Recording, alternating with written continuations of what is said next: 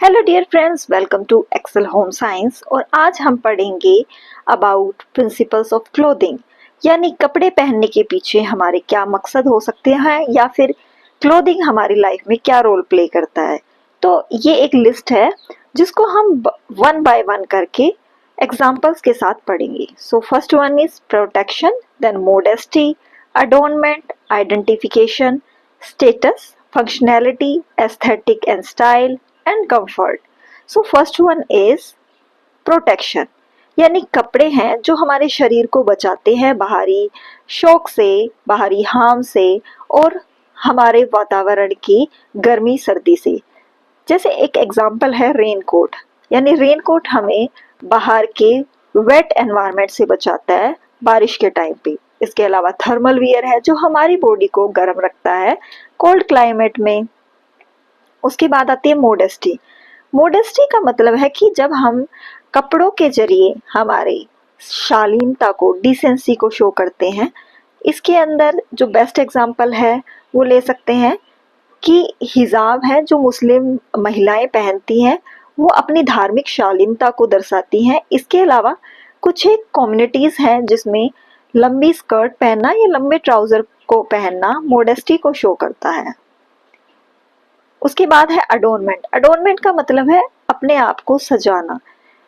तो कपड़े हैं अपने आप को खूबसूरत दिखाने के लिए, अपनी खूबसूरती को दर्शाने के लिए, अपने आप को डेकोरेट करने के लिए पहनते हैं।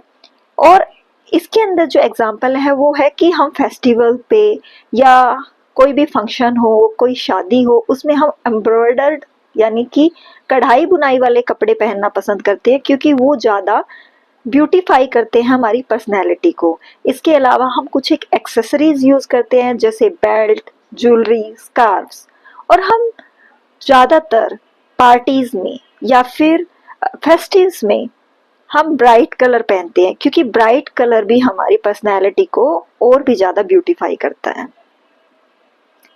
उसके बाद है आइडेंटिफिकेशन, यानी कि कपड़े हमें अलग करते हैं और लोगों से। ये हमारी आइडेंटिटी को एनहेंस करते हैं। जैसे कि पुलिस यूनिफॉर्म को देखते ही हमें पता लगता है कि ये लॉ एनफोर्समेंट ऑफिसर है। स्कूल यूनिफॉर्म या किसी पर्टिकुलर इंस्टीट्यूट की यूनिफॉर्म में अगर कोई पर्सन है तो हमें उस पर्टिकुलर इंस्टीट्यूट के बारे में पता लगता है कि yes, this person belong to this particular organization और इंस्टीट्यूशन। ओके, तो फिफ्थ है स्टेटस। देखिए, जो फर्स्ट इम्प्रेशन है किसी भी पर्सन का वो उसकी क्लोथिंग से होता है।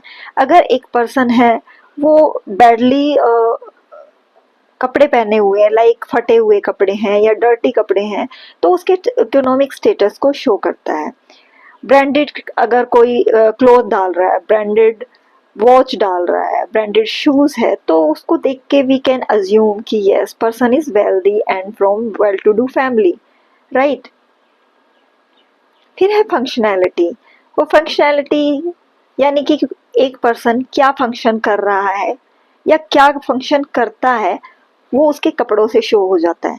जैसे कि एक पर्सन है, अगर आप उसको जिम वियर में देखोगे या फिर एक्टिव वियर में देखोगे तो आप देखते ही पता लगा लेंगे कि वो पर्सन या तो जिम के लिए जा रहा है या आया है।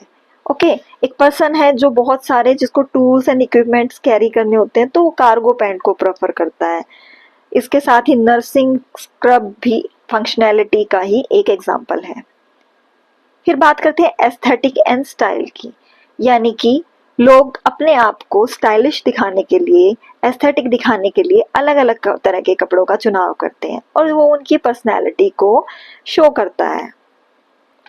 And last but not the least, comfort, right.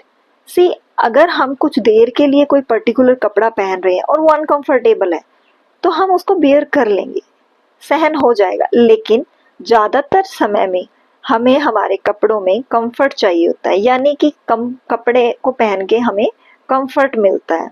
जैसे कि कुछ कपड़े हैं लाइक लूज पजामास, लूज अपर वियर, तो ये हमें कंफर्ट प्रोवाइड करते हैं। So these were all the principles of clothing, and thank you for watching.